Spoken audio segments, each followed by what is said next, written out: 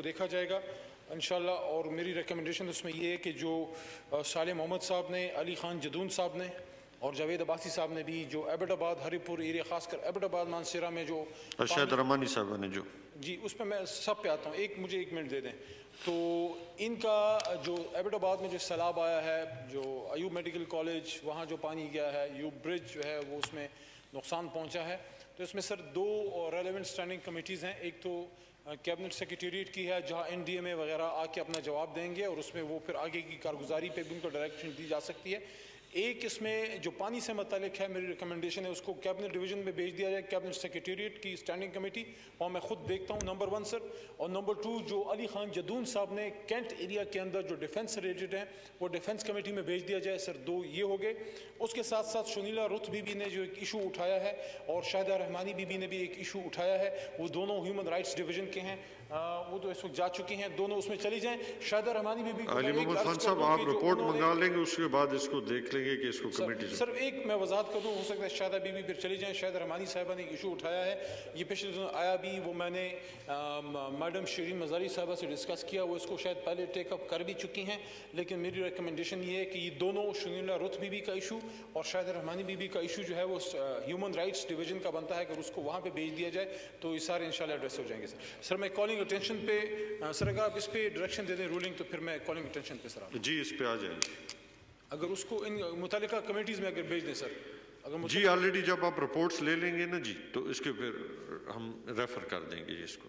एक दफ़ा आप रिपोर्ट ले लें सर, अगर रेफर कर दें तो रिपोर्ट्स कमेटीज़ में आ जाएंगी। मेरी रिक्वेस्ट है सर, आपकी स्टैंडिंग कमेटीज़ में मुतालिका में सर वो भेज दें, वहाँ कमेटीज़ में रिपोर्ट दे दें। आप चाहते हैं कि सबको concern sir concern standing committees में भेज, ठीक है जी, रेफर कर देते हैं। Thank you so much sir. ये बड़ा इंपॉर्टेंट इशू दूसरा जो नतज़ई साहब लेके आए हैं और ये बड़ा पर्टिनेंट भी है। मकरान एरिया में, मकरान रीजन में जो मंद का इलाका है, वहाँ बहुत ज़्यादा जो है एक ब्लैक आउट हुआ और वो 7 तारीख मेरे ख्याल में ये 6 जुलाई बनती है जी, 6 जुलाई को ये वाक़या हुआ और पूरा वहाँ पे जो है एक तरह से ब्लैक आउट हुआ।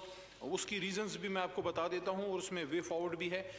जो वे फॉरवर्ड है वो इंशाल्लाह बाद में इस पर बात करते हैं, लेकिन इसमें रीज़न सर ये है कि ये जो एरिया है ये कोई 132 kVA की 10 ग्रिड स्टेशन हैं। जनाब चेयरमैन साहब, ये आपकी इजाज़त से मैं अर्ज़ कर देता हूँ कि ये तम, तुरबत, पंजगोर, होशाब, पसनी, होशाब है जी, पसनी और माड़ा, जीवानी, मंद, जिसके नाम से ये है सारा एरिया, गवादर और गवादर इंडस्ट्रियल रीजन, इसमें ये 132 kVA के लाइन्स हैं जो 10 ग्रिड स्टेशन हैं। ऑनरेबल चेयरमैन साहब, यहाँ पे एक रीज़न हुआ कि ये जो एरिया है यहाँ 100 मेगावाट पर डे जो है ऑन एवरेज हम जाकी गोर से लेते हैं, ईरान से। वो इन एरियाज़ को जिस रेट पे देता है वो 6.6734 6.6734 सेंट्स पर किलोवाट आवर के हिसाब से हमें ये ईरान, हमारा बरादर इस्लामी मुल्क हमसाया जो है वो इस एरिया को देता है। अब 100 मेगावाट सर ये आता है 132 kVA लाइन से, जाकी गोर ईरान से, जो मंद मकरान एरिया पाकिस्तान को जो है वो सप्लाई करता है। दूसरा एक 2 मेगावाट का है जो जनाब 20 किलोवाट ट्रांसमिशन लाइंस में आता है मीरजावा से ताफ्तान, मीरजावा ईरान से ताफ्तान पाकिस्तान बलोचिस्तान, और दूसरा जल्लाक जो है ईरान से मशकेल पाकिस्तान बलोचिस्तान। ये 2 जो है लाइन से आता है 20 kVA ट्रांसमिशन लाइंस में 2 मेगावाट, और 100 kVA ट्रांसमिशन लाइंस जो है 132 kVA ट्रांसमिशन लाइन में 100 मेगावाट, ये जनाब आता है जाकी गोर से। सर इसमें इशू ये हुआ कि सख्त गर्मी की वजह से ईरान ने वहाँ पे लोड शेडिंग का मसला हुआ, वहाँ पे पावर के इश्यूज हुए, वो हमें उस तरह से वो सप्लाई दे नहीं सके और इस वजह से यहाँ पे ब्लैकआउट हुआ जनाब चेयरमैन साहब। अब इसके लिए ये तो इंशाल्लाह जल्दी एड्रेस कर लिया गया, लेकिन जो इनिशियल इसमें मसला हुआ कि पावर ब्लैकआउट हुआ और लोगों को बड़े मसाइल हुए, लेकिन ये चूँकि अरेंजमेंट हमारी उनके साथ थी, वहाँ उनका ईरान बरादर इस्लामी मुल्क है, उनके अपने डिमांड्स इतने बढ़ गए गर्मी की वजह से कि वो हमें मुआहदे के मुताबिक सप्लाई नहीं कर सके, लेकिन उस पर काम किया गया और बहुत हद तक वो बहाल हो भी चुका है।